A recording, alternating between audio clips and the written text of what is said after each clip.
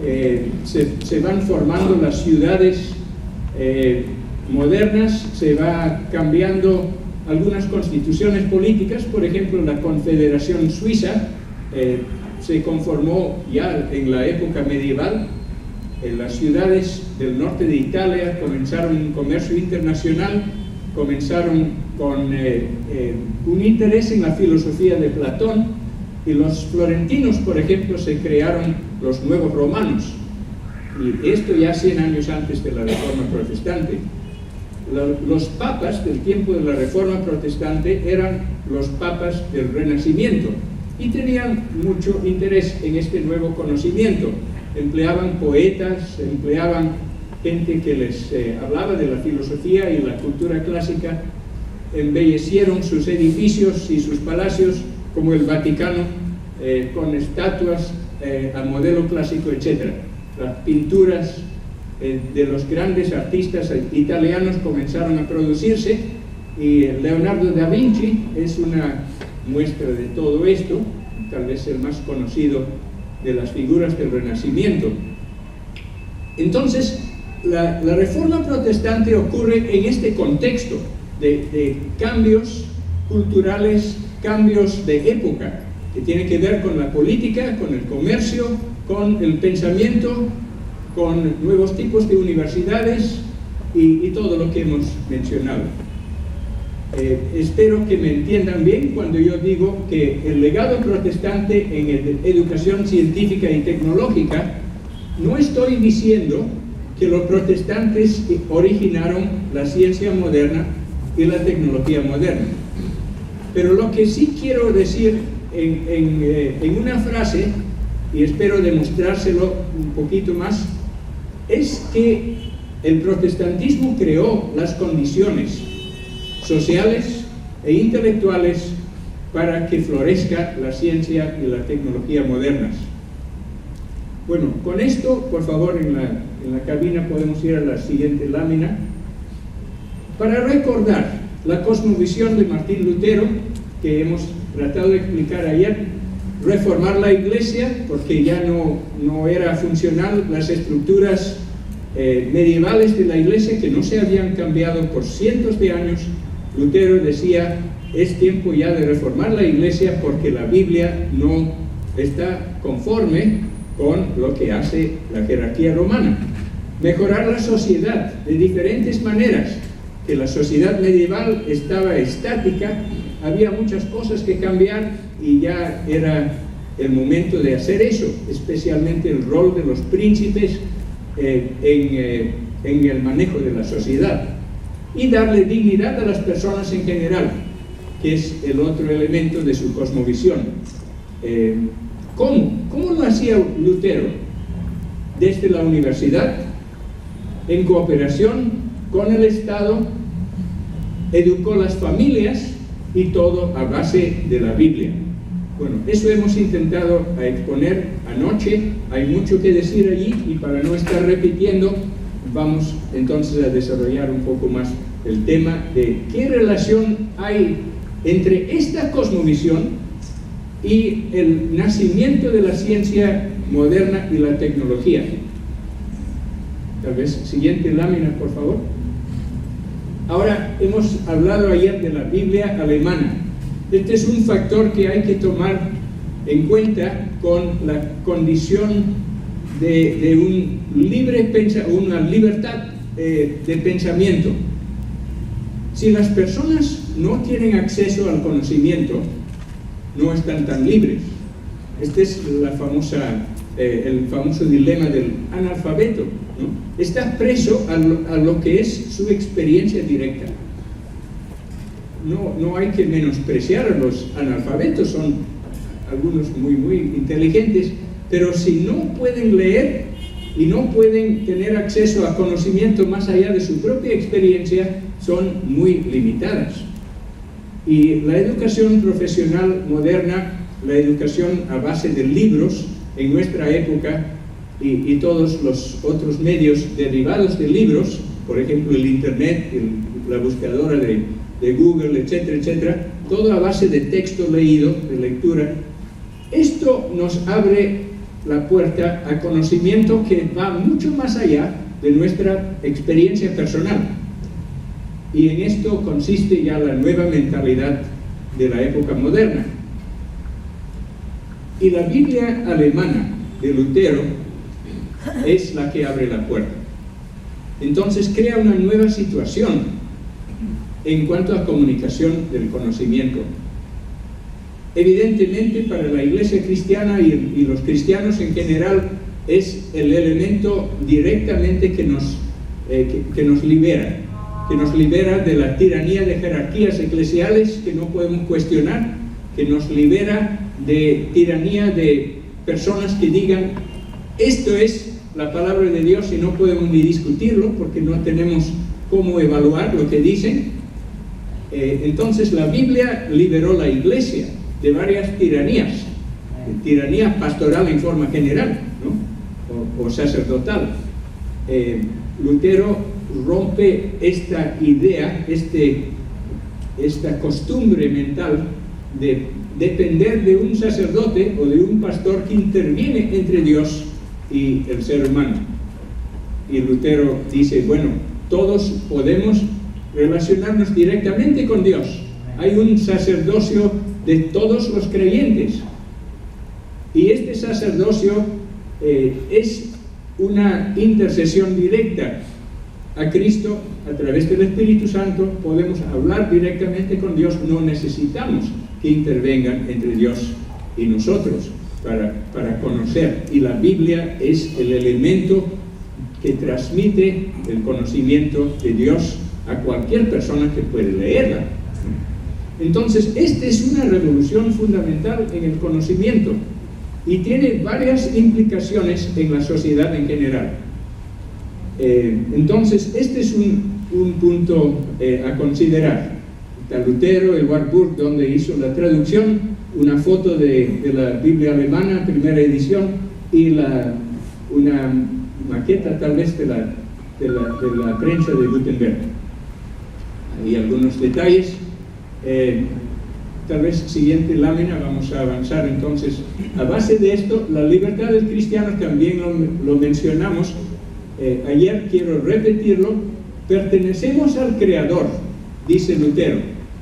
Todos los seres humanos pertenecemos al Creador. Entonces no hay limitación para una persona para pensar, para estudiar la creación, para relacionarse con Dios, para actuar libremente y responsablemente. Somos responsables ante Dios, somos siervos de Cristo, libres para ser voluntariamente siervos de Cristo. Esa es la idea de esta nueva filosofía que viene como una novedad, como una bomba atómica en el conocimiento de la época. Porque hasta allí la idea es que, bueno, usted es un campesino ignorante, usted es un artesano, usted es un soldado, no sabe nada, la iglesia le va a decir qué es lo que tiene que saber, no se preocupe de pensar, su pensamiento no vale, la iglesia pensará por sí, por ti, ¿no? Y te dará todo lo que necesitas. No te preocupes, la gente está pasiva. Y el que se levantaba contra esto, bueno, perdió la cabeza en forma literal, ¿no? Entonces, había esto de parte de Lutero: pertenecemos al Creador, el cristiano no es esclavo de nadie, el cristiano sí es esclavo de Cristo. Amén. Lutero está interesado en la creación, en el mundo en general. Es una nueva actitud. En esa época hay exploradores, hay gente que quería conocer terrenos que no conocían de su juventud, que querían ir a explorar en otros lugares. Y se hace general. El interés por hacer mapas, el interés por navegar, por saber, por cruzar el mar. Columbus, ¿no?, que vino cruzando el Atlántico, le decían, pues llegas a cierto punto y te caes por el precipicio del fin del mundo. Y Columbus dijo, pues no creo eso, creo que el mundo es redondo y voy a llegar al continente americano. Y bueno, pensó que llegó a las islas del Caribe, pero pues es una nueva actitud, ¿no es cierto? Y otros, Vasco da Gama y otros exploradores, hacen otros viajes y ya se conoce. Dentro de un par de generaciones se conoce el mundo así tal cual es. Hasta allí habían tenido una idea irreal de qué es el mundo. Y hay paralelamente a eso un interés en la naturaleza, un interés por hacer inventario de animales, de especies, como hacen hasta ahora. Los científicos vienen al Perú a explorar la Amazonía y cuentan los bichos en los árboles y examinan las plantas a ver 300 propiedades de la planta cocoa y cosas así, que bueno, pensábamos que hay una sola propiedad que es el chocolate, pero no, hay 299 más, algo así. Entonces el interés científico comienza a brotar en forma general. Leonardo da Vinci hacía disecciones del cuerpo humano para ver cómo funcionan los músculos. Libertad con responsabilidad. Entonces quiero poner claramente que la idea de los reformadores es establecer un clima de libre pensamiento, pero no libertinaje. Entonces por eso están en contra de conducta desordenada. Entonces hay que hilar fino con esto. Pero la actitud católica romana, no católica en general, porque ese católico quiere decir universal, ¿no? Pero lo católico romano, que es en sí una contradicción, era hacer un índice de libros prohibidos. Y Lutero y sus compañeros reformados eran los primeros libros prohibidos, lo quemaron, los libros de Lutero, y él en respuesta quemó la bula papal condenando sus libros. Entonces pues tú me quemas mi libro y yo te quemo tu bula, y a ver quién va a ganar, ¿no? Dios le dio la razón a Lutero, felizmente. Entonces hay dos actitudes: de controlar las cosas desde arriba y de limitar el pensamiento. Y por mala suerte, digamos, las autoridades romanas escogieron la filosofía de Aristóteles, que ya estaba mal desde el inicio. Es cristiano en parte porque fue cristianizado por Tomás de Aquino, pero la base es precristiano, es pagano. Entonces Lutero tenía mucha ventaja ahí en apelar a Agustín y apelar a la Biblia. Entonces hay dos actitudes: prohibir el nuevo conocimiento, prohibir la exploración, prohibir la especulación, prohibir experimentos científicos, y la otra actitud de ir con cautela explorando la creación. Y son dos actitudes diferentes que aparecen, una en el sur de Europa, controlado por la Inquisición, y otro en el norte de Europa, promovido por los príncipes de los países reformados. Siguiente lámina, por favor.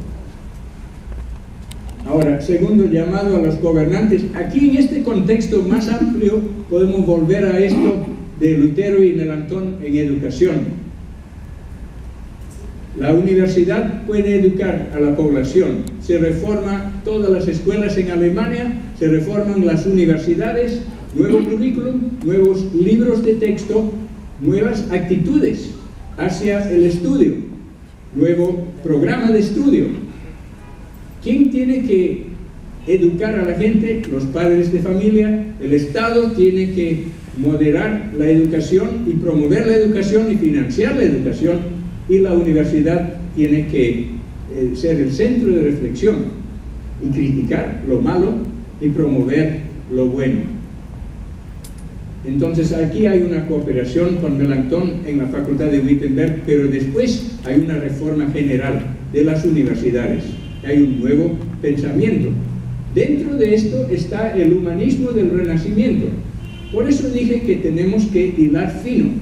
Esta nueva libertad promueve una atmósfera donde alguien podría levantarse como ateo y hablar y criticar el establecimiento, criticar a las autoridades protestantes después de una generación sin castigo, ¿no? Entonces la libertad trae peligros. Siguiente lámina, por favor. Aquí está otro factor que mencionamos ayer, el matrimonio. Lutero era monje. Los monjes gobernaban la época medieval.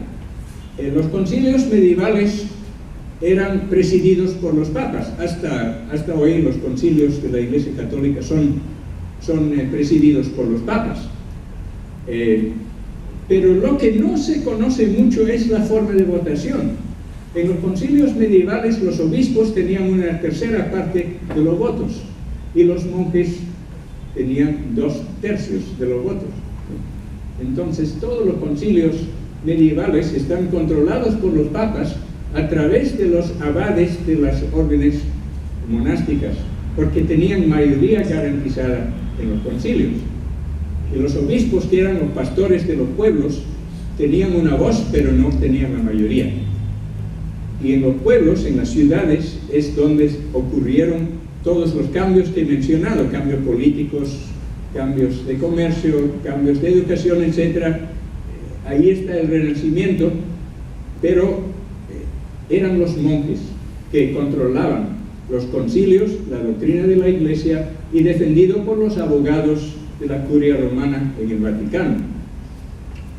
La sociedad medieval es una sociedad de gremios, ¿no? Y el gremio militar, los príncipes católicos, es el que tenía la espada y controlaba todo. Pero ellos, los príncipes, no tenían libertad para pensar.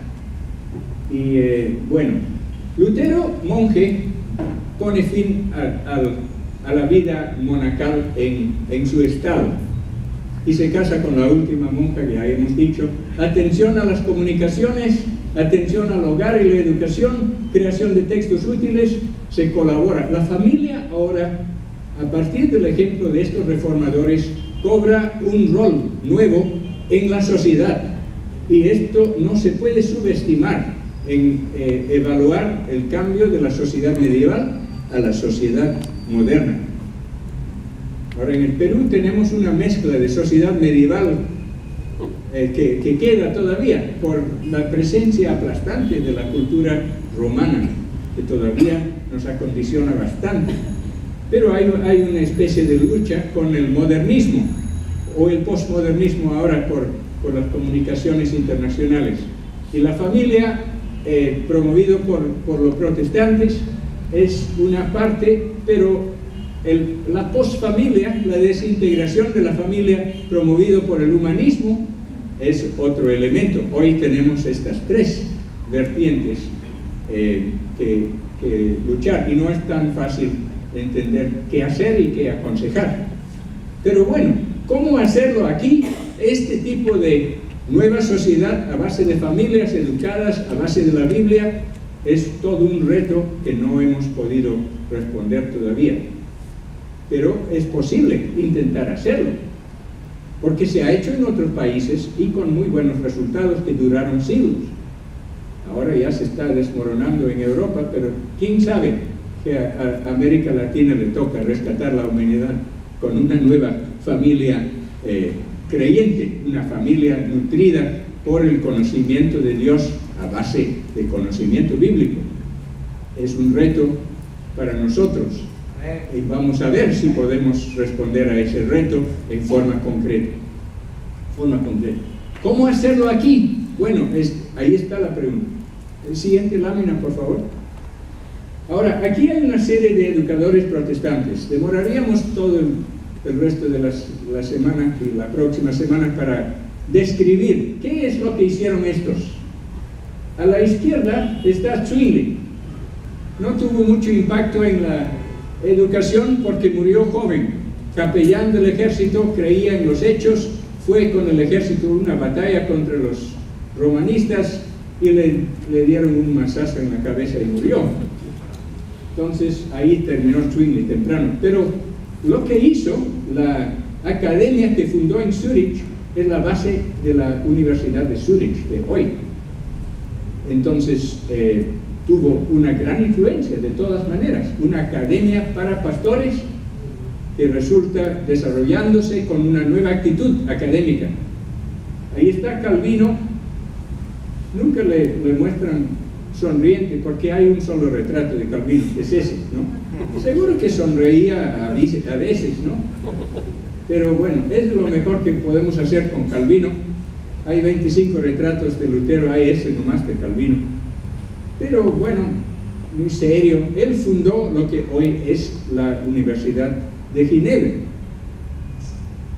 Fundó un colegio que creció a 5.000 alumnos en pocos años, ¿no? Entonces, si pensamos que Ginebra tenía 15.000 personas, ¿no?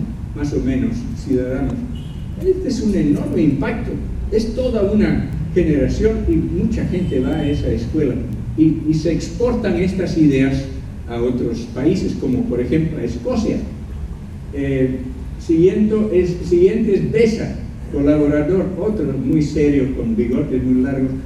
Ahí está los dos, Reina y Valera, que tradujeron, monjes que se escaparon, tradujeron la Biblia, fueron a estar con Calvino y Besa y nos dieron la Reina Valera. Gracias a Dios por eso. Ahí está John Knox, el siguiente reformador de Escocia. También fue parte del equipo de pastores en Ginebra con Calvino. 5 años pastoreó a los refugiados de habla inglesa en Ginebra. Y fue de ahí a Escocia a ser secretario del gobierno revolucionario e inició un sistema educativo en Escocia que duró 400 años, hasta 1872. Sé la fecha porque ese año el gobierno británico destruyó el sistema educativo de la Iglesia Presbiteriana en Escocia, que hasta ahí organizaba todos los colegios y hasta las pedagógicas y todo esto. Entonces Knox, su lema para el gobierno era simple: una iglesia y una escuela en cada distrito político del país. Y se implementó. Libro de texto en ambos lugares, en la iglesia y en el colegio, la Biblia. Siguiente abajo es uno totalmente desconocido para ustedes, seguramente, Andrew Melville, canciller de la Universidad de Glasgow, en Aberdeen. Otro, Roloff de Edimburgo, Samuel Rutherford de San Andrés. 3 pastores que dieron el inicio del desarrollo a estas universidades de Glasgow, Edimburgo, Aberdeen y San Andrés, que ahora están en los primeros 100 del ranking mundial. No es inconsiderable el aporte de los pastores reformados a la educación universal. Y ahí arriba Juan Comenius, que se considera en todos lados por UNESCO el padre de la educación moderna, ¿no? Un europeo oriental que estuvo en varios países, pero él puso las bases para la pedagogía actual. Este es el aporte en una línea de retratos de algunos personajes, el aporte protestante a la educación en general. Es considerable y yo diría decisivo, y esto es lo que ha puesto el sistema moderno de educación en operación. Siguiente lámina, por favor. Científicos del siglo XVI. Ya llegamos al tema de la ciencia, por fin. Vesalius, su libro allí, De Humani Corporis Fabrica, 1543, contemporáneo con la publicación del trabajo de Copérnico sobre la nueva forma de entender los planetas. 7 tomos, no es pequeño, este es un estudio de la anatomía humana. Melanchthon adoptó esto en su reforma del currículo en Wittenberg y ya fue libro de texto. De allí fue generalizado, de Wittenberg, contagiado a 50 universidades en Alemania, y se generalizó la anatomía moderna. Aporte de los protestantes a la educación en este caso de medicina. Leonardo da Vinci hizo descubrimientos en anatomía, ingeniería, geología, óptica e hidrodinámica. No publicó sus descubrimientos, trabajó en la en la cultura aplastada por el catolicismo romano, y su conocimiento quedó como una curiosidad histórica, que recién se está redescubriendo que él había inventado muchas cosas que son de ideas muy modernas, pero no tuvo influencia en su época, y no hay seguidores de Leonardo da Vinci. Es conocido hoy como pintor, ¿no? Y no como científico, pero bueno, murió en 1519. Tal vez si Dios le hubiera dado 10 o 15 años más, hubiera contribuido también a la reforma protestante. Serveto, otro científico, un español, libro Christianismi Restitutio, 1553, describió correctamente la circulación pulmonar de la sangre, que es un descubrimiento médico muy importante. Lástima que fue un hereje terrible. Esto fue condenado por los romanistas, condenado a muerte, huyó a Ginebra pensando que en Ginebra los protestantes le iban a dar más libertad. Se equivocó y murió ejecutado por el gobierno de Ginebra.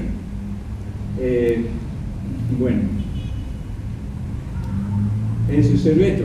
El gobierno de Ginebra se arrepintió el año después y erigieron un monumento a él. Lástima que el monumento es bronce, ¿no? Él mismo no pudo revivir hasta la resurrección. Siguiente lámina, por favor. Otros científicos del siglo XVI. Estos eran lo que hemos visto, científicos que no tuvieron mucho eco, salvo por Vesalius. Y aquí hay otros que sí tuvieron mucho eco. Científicos, matemáticos, astrónomos, que trabajaron bajo auspicio de príncipes protestantes. Nicolás Copérnico, bueno, él tuvo miedo de publicar su libro y dejó encargado que cuando yo me muero lo publican. No iba a publicarlo y el mundo no iba a beneficiar de esto, pero le ayudó un profesor universitario, un profesor de la Universidad de Wittenberg, que le animó a dejar el manuscrito completo y se encargó de publicarlo. Lutero se opuso a la teoría de Copérnico, porque decía, ¿cómo es este hereje que va en contra de la Biblia? Dice que cuando Josué dijo algo al sol, el sol se paró, entonces el sol es lo que se mueve y no la tierra. Y Copérnico dijo que la tierra se mueve alrededor del sol. Y Lutero no estaba de acuerdo con Copérnico, pero su colega, profesor de Wittenberg, sí le promovió. Entonces en Wittenberg había libertad de pensamiento. Lutero se oponía porque no había evidencia, y de hecho la evidencia por la teoría de Copérnico no existía en ese momento. Era una teoría, una especulación. Tycho Brahe hereda los datos y las ideas de Copérnico, y Brahe sí era un astrónomo que recogía datos y comenzó a sospechar que los planetas no van en círculos, como decía Aristóteles, que son perfectos, son dioses, tienen que ir en círculo. Y Brahe dijo, estamos mirando y no van en círculo, pues. Entonces Kepler heredó los datos, estos dos daneses creo, y Kepler trabaja con la matemática, observaciones de Marte que hizo Brahe, y saca una conclusión: los planetas se mueven en elipses, descrito con otra fórmula matemática, y es diferente, la moción no es circular. Entonces se va confirmando lo que decía Copérnico.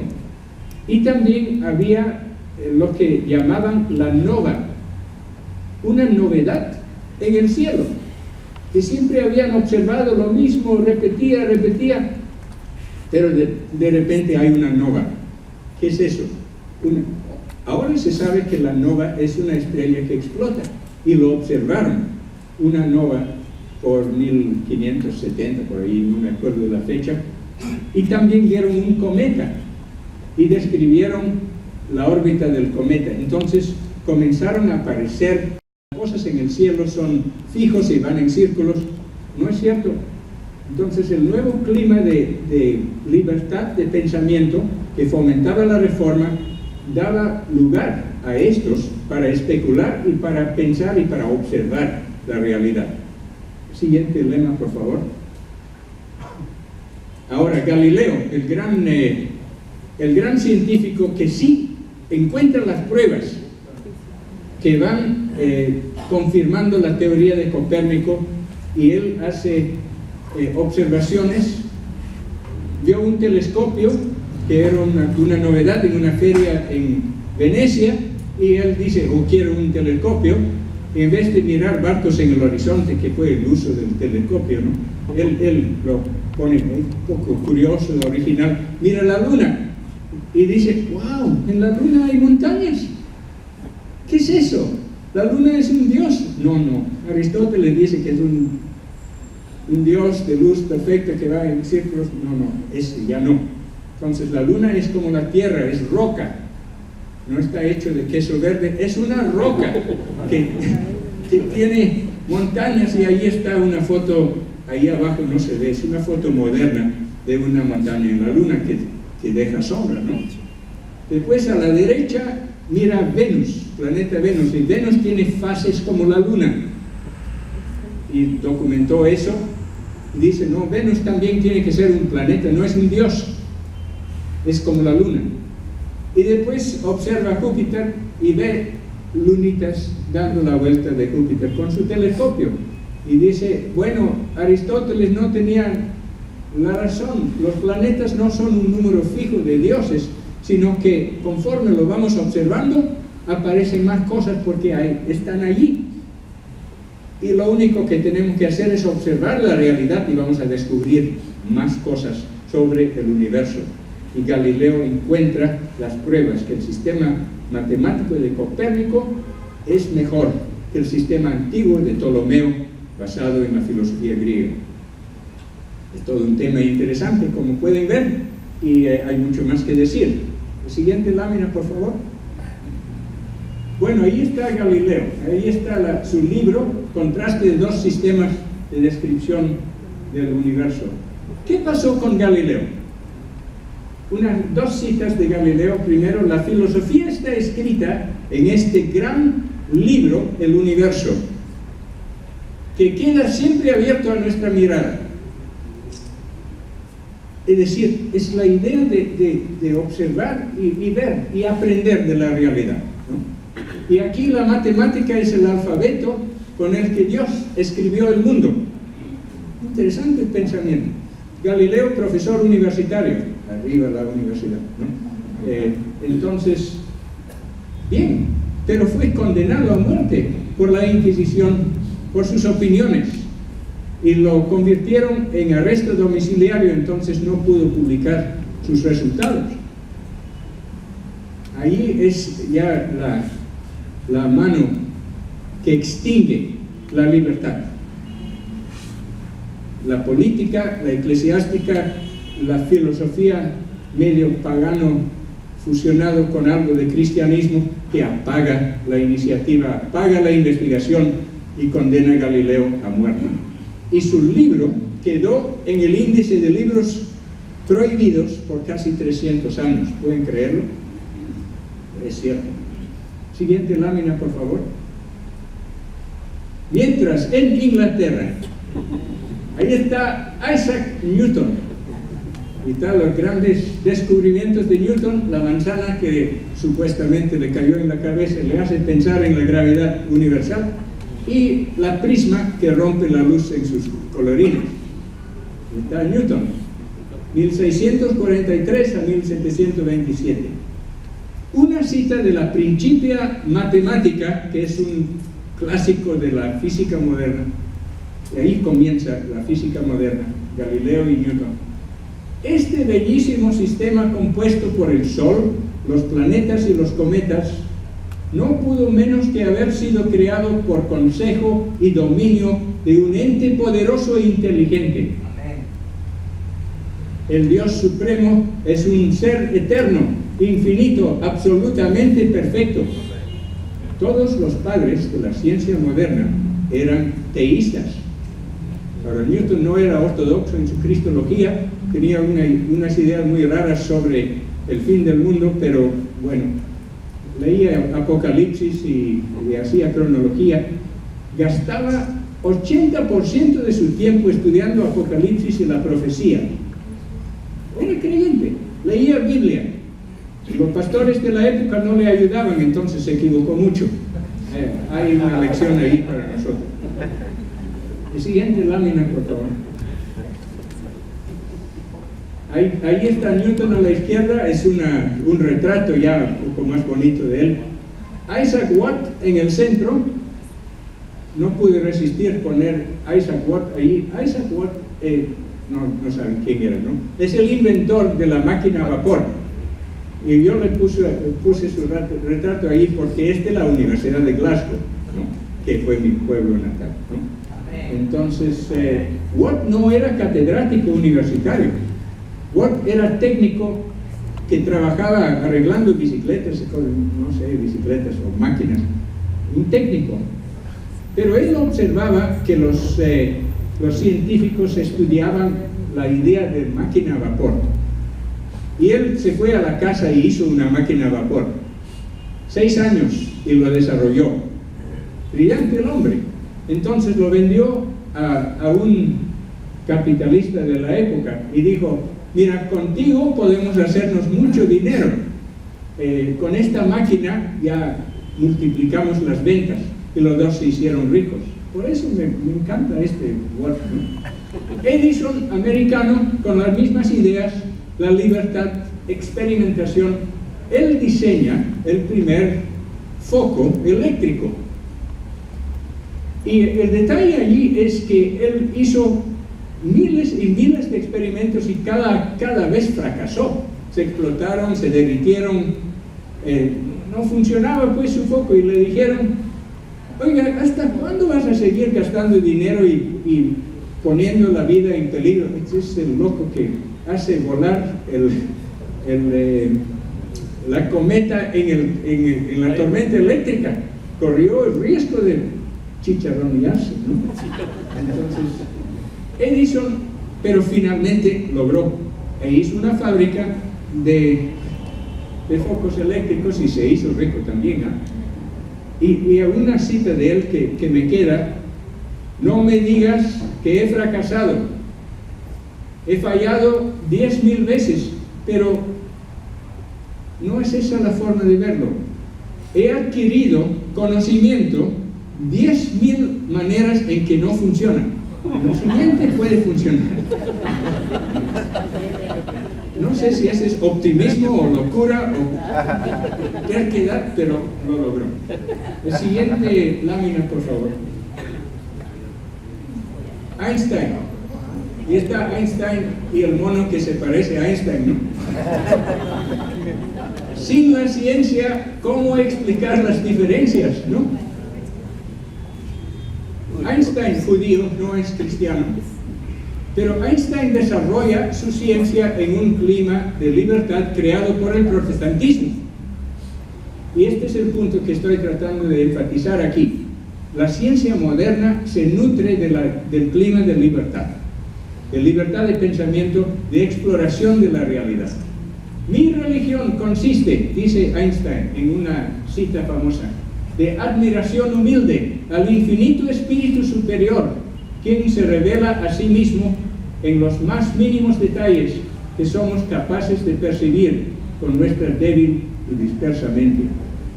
A nosotros los físicos, otra cita de Einstein, es un héroe intelectual para mí. A nosotros los físicos nos es dado a abrir las puertas a los secretos del universo. Y detrás de cada puerta que abrimos, encontramos a Dios. Amén. Y una más, pueden buscarlos en el internet, están por todas partes, citas de Einstein, ¿no? Dios no juega a dados con el universo. Entonces, Einstein era creyente. Siguiente lámina, por favor. Otro científico, Max Planck, descubridor del famoso constante Planck, alemán, trabaja en esa atmósfera de libertad de pensamiento. No fue por casualidad que los grandes pensadores de todas las épocas han sido almas profundamente religiosas. No les dejen decir nunca que la ciencia está en contra de la fe. La ciencia no existiría sin los creyentes protestantes. Otra lámina, por favor. Allá. Promover o reprimir la mentalidad cerrada hacia la reflexión libre y la ciencia causó un atraso de casi 3 siglos en el desarrollo de nuestros países latinoamericanos. Ahí está el dibujito. ¿Qué siente al ser considerado uno de los investigadores más importantes del país? Respuesta: hambre, porque no se promueve la investigación en el país. 3% de los doctores universitarios de Perú han hecho una tesis de investigación. 3%, 3 en 100. No son doctores investigadores, son doctores, mejor no decir nada más. Otra lámina, por favor. ¿Quién seguirá el ejemplo de Thompson, que comenzó el Ministerio de Educación en el Perú con San Martín? Pensotti, que distribuyó Biblias en el Perú, fue encarcelado por eso, pero el clamor internacional lo liberó. Juan Ricci, que comenzó muchas cosas aquí, y Mackay, Juan Mackay, que entre otras cosas era el maestro de Mariátegui y de Aya de la Torre, y mucho más que se puede decir. Evangélicos que se metieron a la reflexión y que han abierto camino, pero nadie, bueno, pocos los están siguiendo, pero es un camino que hay que seguir, creo yo. Libertad con responsabilidad. Otra lámina, por favor. ¿Cómo tomar buenas decisiones? Esta es toda una historia también. Conocimiento más realidad para decidir. ¿Y qué podemos traer los evangélicos? Experiencia, sí. Ciencia, sí. Sabiduría y Biblia. Amén. Y esto nos puede orientar a tomar buenas decisiones. De Frato, un italiano, abajo, hasta los 12 años le dicen: piensa así, hazlo así, tienes que hacerlo así. Y a los 13 y 14 años ya le dicen: elige tú. Y el pobre educando se pone en pánico. ¿Elegir? ¿Qué cosa es elegir? No saben elegir. Le han dicho toda la vida y no sabe, está desorientado. No sabe qué escoger, y escoge mal, especialmente a elegir presidentes. Otra lámina, por favor. ¿Cómo ser más productivo? El país en que estamos, el Perú, hay un puntito rojo ahí arriba, no sé si lo ven, Perú. En ese eje es la informalidad, somos alto en informalidad. Esas son estadísticas del Banco Mundial, por si acaso. A la derecha está el eje de productividad. Mira dónde estamos. Muy altos en informalidad, muy bajos en productividad. Ese es el Perú. ¿Cómo cambiamos eso? Las leyes protegen a todos, pero ¿las conocemos? Bueno, pregunto. Otra lámina, por favor. ¿Cómo cuidar mejor el ambiente? Se puede ser muy creativo aquí, pero ¿qué estamos haciendo? Otra vez, la pregunta: ¿el movimiento evangélico puede aportar a mejorar el ambiente en el Perú? Yo creo que sí, pero ¿dónde están las iniciativas? Ahí hay, abajo a la izquierda, un bus con un jardín encima. No hay límite a la creatividad, ¿no es cierto? Si le falta espacio para su vivero, ponlo encima de un micro, ¿no? Entonces se puede enseñar a los niños. Tenemos la naturaleza en nuestras manos. ¿Qué vamos a hacer con las riquezas del Perú? Otra lámina. ¿Qué hacemos para ellos? Los cielos cuentan la gloria de Dios. La ley de Jehová es perfecta. Del Señor es la tierra y todo cuanto hay en ella, ¿no?